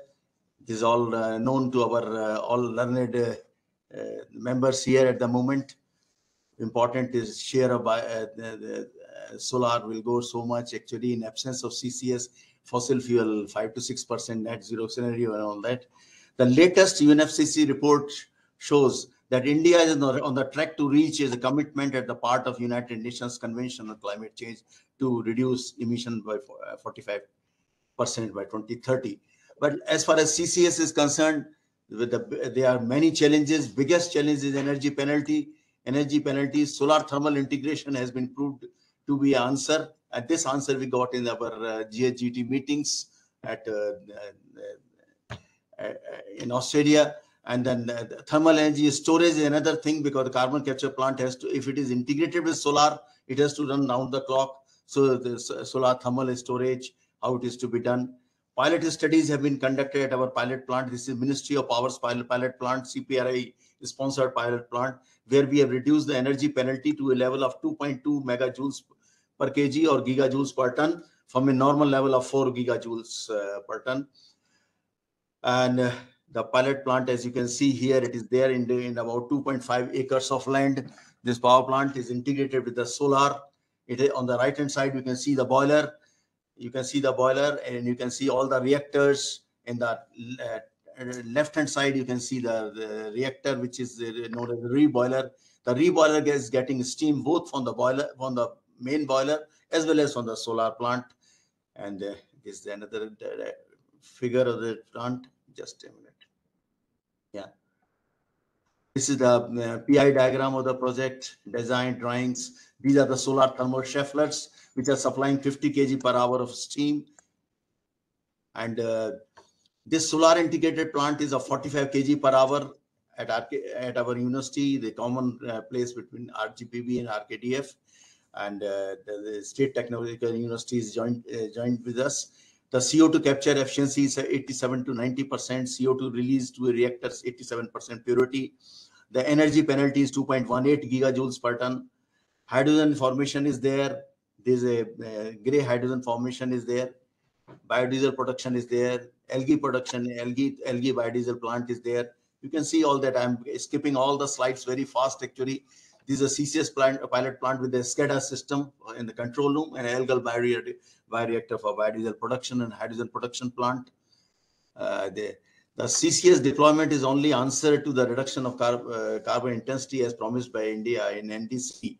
Well, the success of this project has prompted us to scale up this particular plant, and this particular report, feasibility report, has been done at Anpara B thermal power station, 2 into 500 megawatt, where we have VS Verma Saab also. Myself and VS Verma, we have worked there for years, maybe about 14 years we have worked there. And this particular project is the only project which agreed to install there, to do the complete feasibility study of the carbon capture plant on a mega scale plant, and sequestration to the depleted coal mine. Kakri is the one, and then Khadia. It's same in a Singrauli coal region. The outcome of the study will be helpful towards achieving India's commitment that we know. The issues need to be addressed before CCS. What is one is potential R&D. The estimation of CO2 conversion to multipurpose fuels. A lot of R&D is required, and mission mode programs are being done in CSIR labs. There are 47 projects actually totally in CSIR, out of which 5 projects are using our facility here at Bhopal. And NTPC Netra is the leader, of course, in the post-combustion carbon capture. I must say they're the father of post-combustion carbon capture, where they must join hand with CSIR so for better results. Lack of financing and inflow of a foreign direct investment, that has been discussed. Environmental legal concern, energy penalty, I've already discussed. The issues that need to be addressed before CCS can be commercialized in India, that is covered. Well, solar thermal storage was a very big issue, and Ministry of New and Renewable Energy gave a big project to us jointly with RPI USA. Is a 198-year-old university, where the co-PI was Dr. Partha, and we developed an innovative halide salt. That halide salt retains heat for more than 8 to 10 hours. And we were running our carbon capture plant. Because of this, the steam coming from after the sunshine hours, that is from 6 p.m. to 11 p.m. daily, we were running this project actually. And the turbine, the solar turbine running on the innovative halide salt actually is running turbine off sunshine hours in the MNRE project, and in supply of steam to the CCS plant after sunset in the CPRI project. So there are two projects integrated here, one by Ministry of Power CPRI, another is by MNRE. Well, the reactor was optimized. Reactor optimization was done by SPN Plus, where we could get an energy penalty to a level of normal. It was coming 4.6 gigajoules per ton when we were taking steam from the boiler.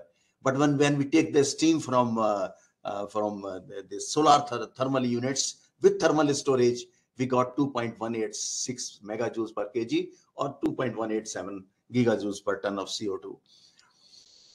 Well, scaling up to a 500 megawatt unit in this project, the scaling facility has been envisaged, and this project report is there.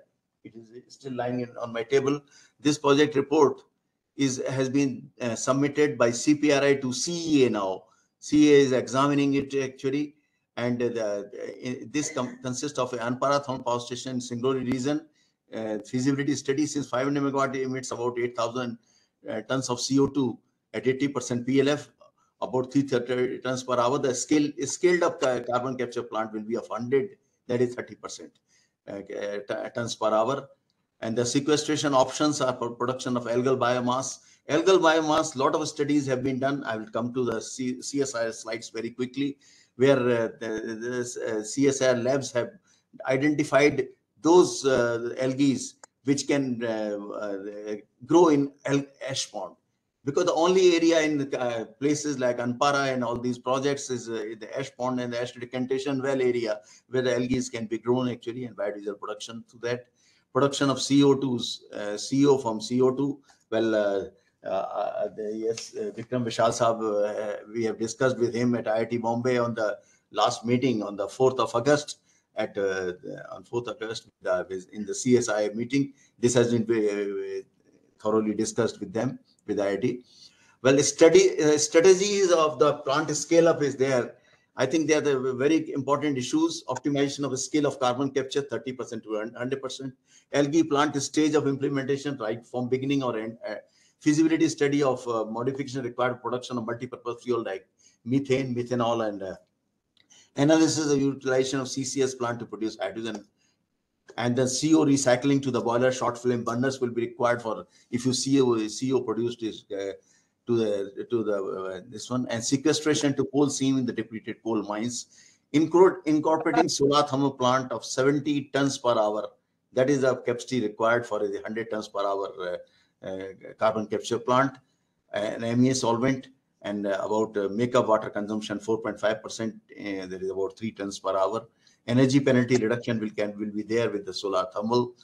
This novel concept of renewable energy will reduce energy penalty from 15 points to 17% to about 4.4 to 5%, and that has been we have presented in the energy procedure very recently. Well, this is a strategy which we jointly discussed with our manufacturer at Anpara, our manufacturer Toshiba, and with the Toshiba plant engineers. What modification and construct they have to do is shown in the blue, and what modifications and we have to do in the by our RKDF University and our associated State Technical University of Madhya Pradesh, that is RGPV, where I was earlier Vice Chancellor. So that is shown here. Complete strategy, including retrofitting of 500 megawatt coal-fired power plant in India. That strategy have been worked out, and we found out that land area requirement was of the order of 70 meter by 125 meter with reactors two tires reactors. Additional water requirement 4 to 5 tons per hour, and additional power requirement 4 megawatt. That increases auxiliary power consumption by 0.8%. And typical layout is shown further. This is the layout of the scaled up CO2 CCS plant of 30% capacity, that is 100 tons per hour, integrated with solar thermal at Anpara TPS. These layouts have been finalized, and the inputs required, well, where to sequester, this is an important thing actually. The estimated CO2 storage potential in Singrauli open cast mines is of the order of 1.16 giga tons of CO2, and so it was thought that the feasibility study, which has been submitted to CEA with EPC by Toshiba Corporation, is initially use Kakri coal fields for sequestration. Next, use Bina coal fields, coal seam once it becomes depleted, and the pipeline cost will be minimum via Anpara Shaktinagar highway roadside. That has been worked out. All these details are there in that 700-page report actually. It is in front of me. I don't know whether I can show it to you. This is with CEA, and the ministry is they're definitely going to take some views and some advice on this. The old wharf wall at Kakri mine. At Kakri mine, there was a wharf wall earlier for Anpara A projects actually. That will be used for the pumping station, but that is found to be a minimum energy penalty for that. Well, that is all layout by part, Kakri mine and all that. Well, as far as the CSIR is concerned, CSIR has got 3 verticals actually: carbon capture, utilization, and storage. These are the 3 verticals under, and the PIs are using this facility of RKDF University, this facility of at Bhopal. CSIR has done umbrella MOU with us, and the various projects which are working are, one is the synthesis and screening of the benchmark adsorbent for the CO2 capture. When the question of comparison between absorbent and adsorbent comes, the pilot facility, we are providing adsorbent reactor, separate reactor we are providing. If we go back to the photograph, we can see that in front of the main reactor, into the stainless steel reactor, 316L reactor, where the monothermal amine is there. Opposite to that, there is a adsorbent reactor with piping that is being done, and the Central Electrochemical Research Institute, CECRI, Karaikodi in Tamil Nadu, we call it CICRI actually, short form. This they are going to use it. Second one was just now. They have recently come, and they are National Metallurgical Laboratories of Jamshedpur. They will be using amine absorption process with sequestration with modified mineral carbonation and recovery of marketable products and waste heat recovery. So they are starting their work from 1st of November. They will be starting, and the work has already been taken up.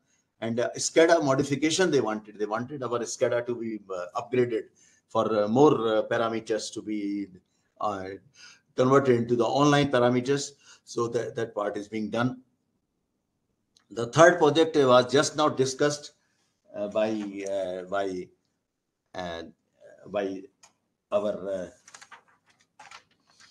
NTPC Netra sir. It has been discussed by him, and he mentioned about the CBRI Central Building Research Institute. I was there in CBRI Roorkee for a couple of months there, and I've witnessed that what NTPC Netra has done. It's a wonderful work actually. The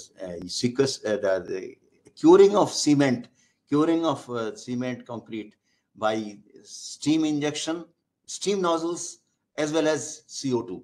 So that part they are taking up in the month of December. RKDF University report on the mineral carbonation submitted to CPRI can be shared, but that is one thing. But the CBRI Roorkee is my own alma mater of our VS Verma, who is also here in the audience here. Well, they have doing a wonderful job with the carbon sequestration and it's a very useful the use of utilization of the project. Now the fourth project is the carbon capture utilization CCUS. Fourth project is MMP 2.2. This is catalyst development and scaled up for CO2 to CO, methane and methanol. At CPRA sponsored CCS plant, which is there here, which I have just now shown. We are in process of augmentation of plant by incorporating reactor with catalytic converter to produce methane in collaboration with US LLC USA. We have got a collaboration with NASA's US LLC. They will provide technology support for technology transfer only for the catalyst development. Only catalyst development is with the US LLC, and we have a joint MOU with CSIR as well as with US LLC of NASA, and we will provide technology support based on our technology transfer on ongoing activities they are doing there. And this is basically for the catalyst development. Now, last one is the algae-based CO2 sequestration. Our CSMCARI, that is Bhavnagar, Gujarat, is doing that, and ongoing activities are there. And algal strain that can survive in ash pond and decantation well is being shared to us, and that project is. So these are 5 projects out of 47 projects in CSIR. We are in the monitoring committee. We are monitoring all the 47 projects, but out of that, only 5 projects are there which will be using our facility. Most of other projects, I think they are looking forward to NTPC Netra to provide a facility of their carbon capture projects, which are there in Vindhyachal and all those. So that is my request actually. Well, as far as this SCADA is concerned, this SCADA is being upgraded. This is the old SCADA, which is where the parameters are done here. You can see the boiler, you can see the reactor on the left-hand side, boiler on the right-hand side, and the reactor where the steam is coming both from the boiler as well as from the solar plant on the left-hand side. Well, integrating CO2 capture to power plant, yes, is very important actually, and this integration has been done. Is in the project completion report submitted to CPRI, and jointly with the Toshiba, where the CCS plant in Anpara B has been proposed. This is a 2-tier reactors actually, absorber tower, stripper tower. Basically, stripper tower is the most important design in fact. Yeah. Okay. So this has been presented in the Niti Aayog also. This is a report of the Niti Aayog's annual report this year. Well, thank you very much. That's all I want to share. Thank you.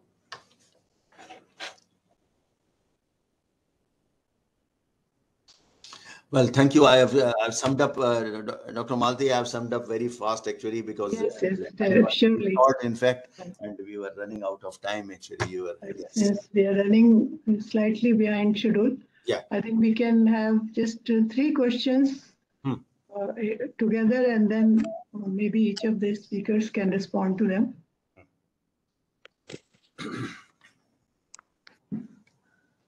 Because we had 3 excellent presentations which on advancement in science and technology both. Malti, may I say something? Yeah. Sir, initially, kindly recall. Be very brief, kindly. Just question very only. Brief only. It has also taken 5 minutes only. So, kindly recall when Mr. Shahi was at the helm of affairs in the Ministry of Power, and I was responsible in CA for looking into the details of this technology, and we found that there were 3-4 reasons why we did not adopt this technology at that point of time. Yes. One was that the efficiency of the total system of our boiler system. So questions, please. Just a minute. No, please listen. 2 minutes only. The efficiency was going down by 30%. The auxiliary power consumption was also increasing. and there were some other reasons also. No one has touched here except Dr. Sethi, who said the energy penalty. This must be evaluated, and the total commercial viability of the project has to be worked out. Only then this can be successful. This is what my comment is. Yeah, thank you, Verma Sahab. This is energy penalty is the most important issue as far as we are concerned, and our CPRI was also concerned in Ministry of Power. Yes. It is because of this energy penalty, it may not be a commercial viability. Yes, so, and that's why we integrated solar thermal, and not only solar thermal, thermal storage also. Sir. Okay. Sir. Thank you. Thank you, Verma Sahab. Thank you. Anybody else? Anybody else? Ajay Shankar was there. I see Anil Sardana also on this. Any point you would like to make? Anil Jha is there. Anil Razdan is there. All Anils are in one line. Anil Razdan, Anil Sardana, Anil Jha. Would you like to make some comments? Yes. Ajay, you are still there or left?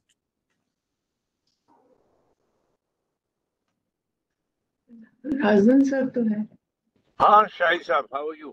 अच्छा, these are very interesting presentations. Yes. And but my only thing is that we must try and build some timelines. Yes.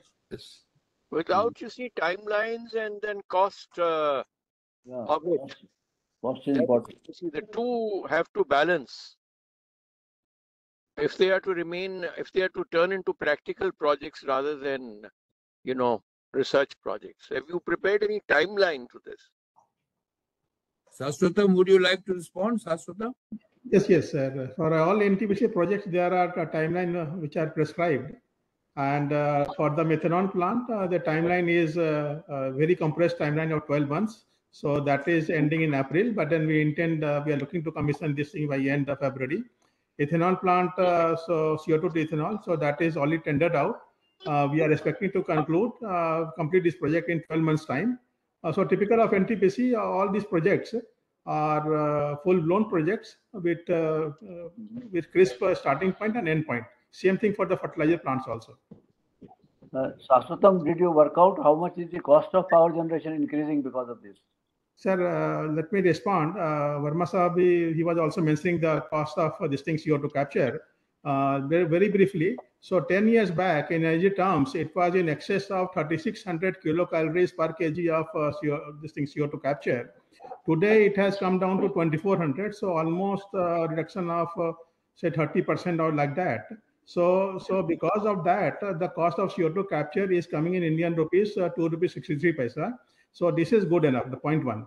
Point two, with existing knowledge, only if we scale this thing up, we can bring it down to almost 2 rupees, so that which will almost $24 per ton of CO2. So point two. Last point is that if we are looking to convert this thing into ethanol and methanol, so virtually we are not putting any penalty on power plant.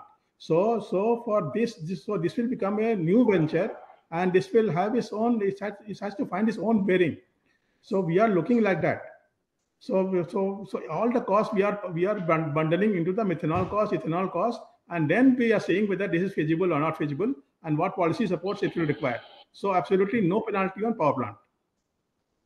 I think that is a very good strategy. That is what you should do, because we certainly. I would like to add one point.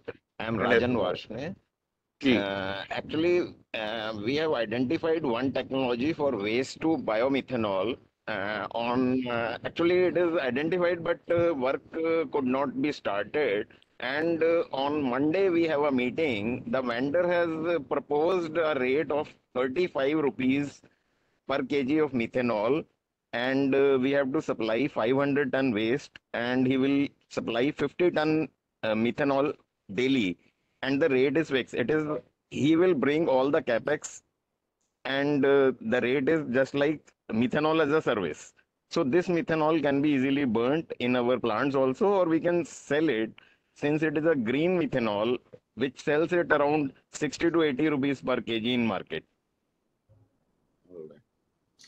Can I answer one timeline point actually? As far as CSIR is concerned, it is a mission mode program, and NML absorption, NML Jamshedpur, National Metallurgical Laboratory, their target is 6 months. NTPC Netra target is even 4 months. NTPC Netra CBRI. See, the next 4 months, that is the Shastran Sam knows about it actually, because last 2 months we were there. I was there in Roorkee, so we found out. I think within 4 months they want to finish it actually, and they will be doing initial trials starting from January here actually at Bhopal. And methanol actually is 1.5 years. It is not 1 year, as maybe Netra may be having higher faster. But in methanol is 1.5 year, because this is where the biggest issue is the nano catalyst. Let me just 1 year really. Let me just add. See, methanol. I will give you a very brief background. So CO2 is a very stable compound, and converting that to methanol is extremely difficult. And a professor of Hungary background in USA, Professor George Ola, he cracked it in 1996. And he won the Nobel Prize for that. So, and in his lifetime, he set up one plant in Iceland, and in 2015 he expired. So actually, we have joined hands. Whosoever has worked with him, and to build this thing. So what Dr. Sethi is mentioning, it is not easy at all. We are trying to build over that knowledge. So this is a time, but then we are trying to reduce it to the extent possible. Anybody else would like to make any point or any question? Otherwise, we will sum up. Okay. I think it has been a very good and rewarding session. I started in the beginning putting a historical perspective, last 10, 15 years, and what we could not start, where we did not move forward, even if we started. So I think today's session is a more positive session, good feedback. A lot of things are happening. In fact, when we were planning this discussion, Malti, who has been working on this project for decades now, she was telling me for 2 years. Only I worked in the ministry for 3 years. 1 minute. Minimum. She was cautioning me that even now I think things are not in good shape. But the sir has given me a challenge. Please listen. Why are you? That is not in good shape. But I am quite optimistic that today's discussion, all the three speakers, starting with Vikram Vishal from IIT Mumbai, he gave some good news about even geological storage. That means there are identified areas where we can use.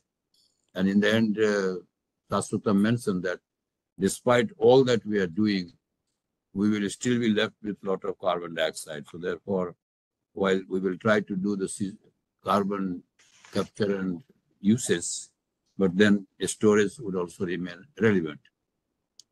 So the good developments have happened. We have right at a stage where Netra has come to specific projects, and those specific projects are getting into tender mode. Some developers, those who want to do it, or contracting agencies or technical agencies who want to do it. Technology has been established.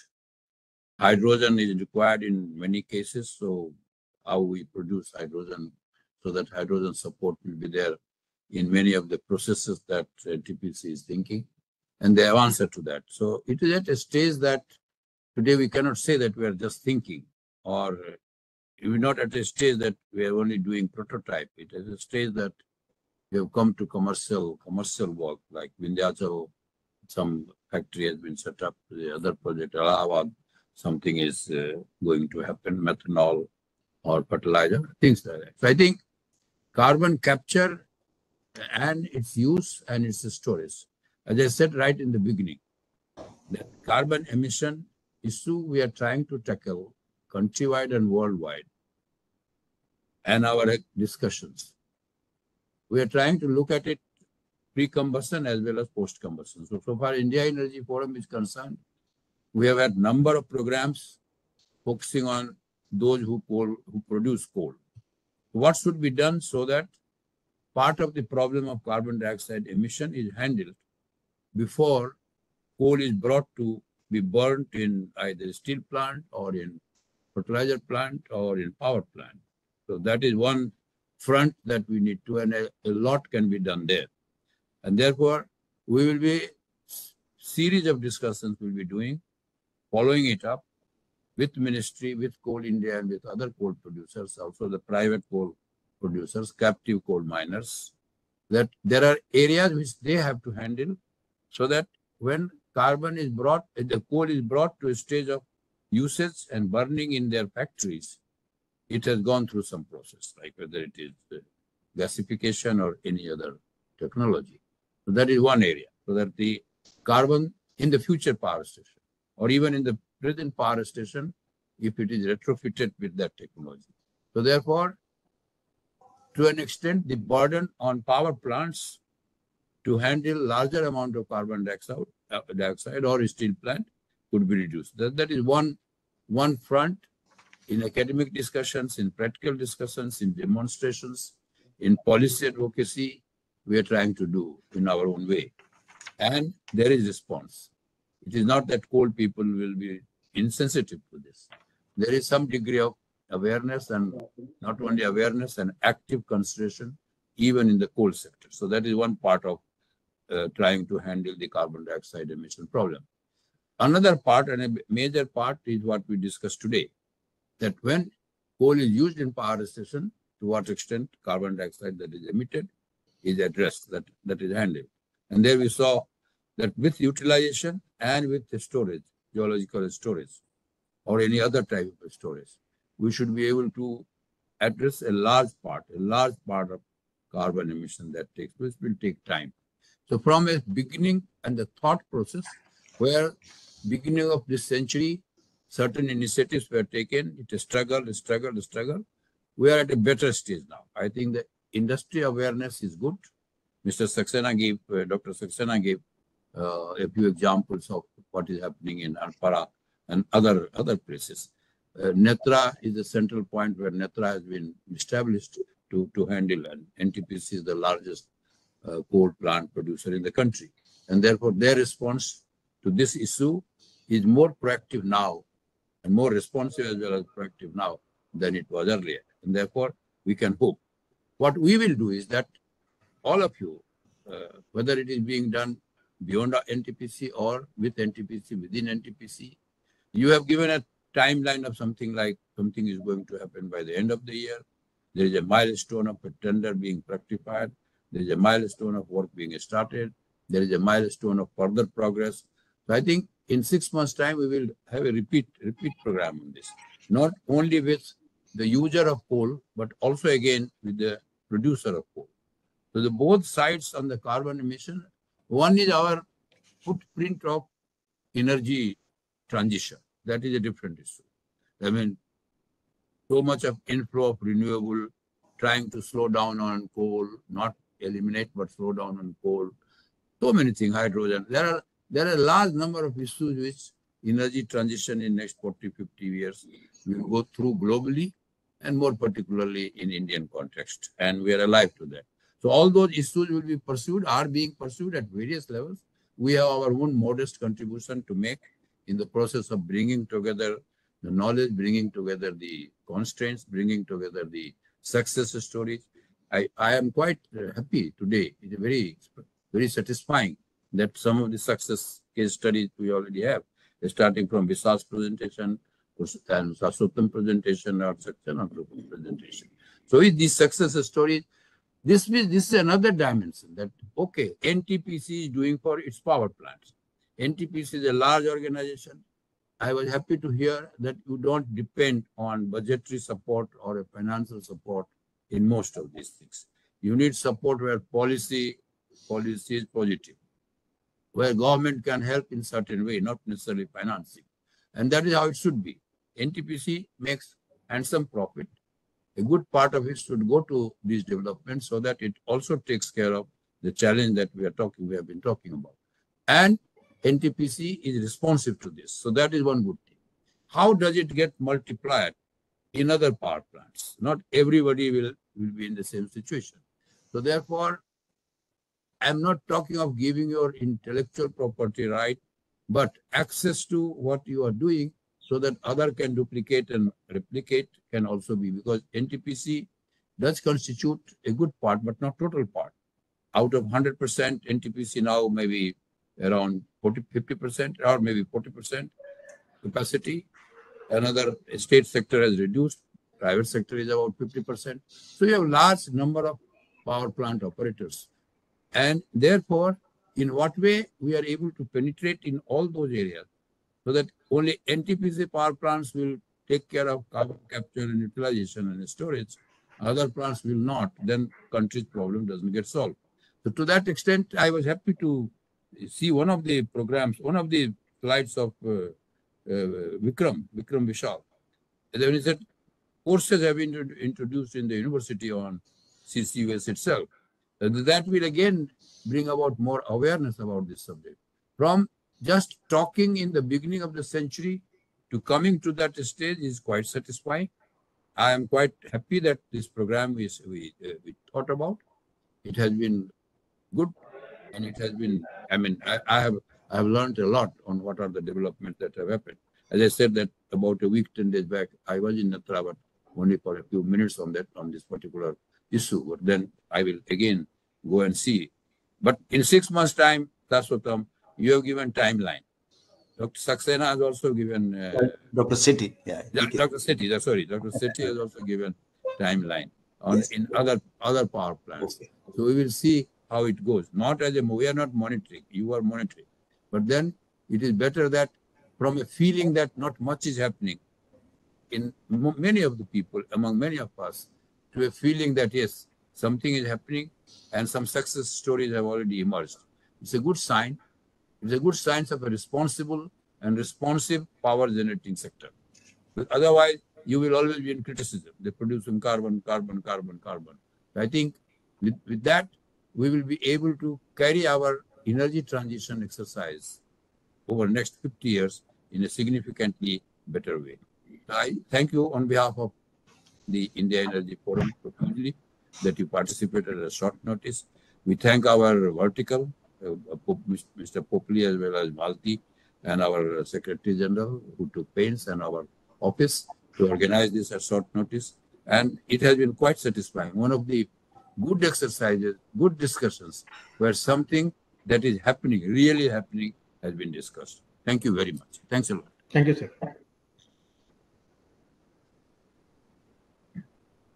So, do I need to give formal vote of thanks, Mr. Bhavani? Please. Okay.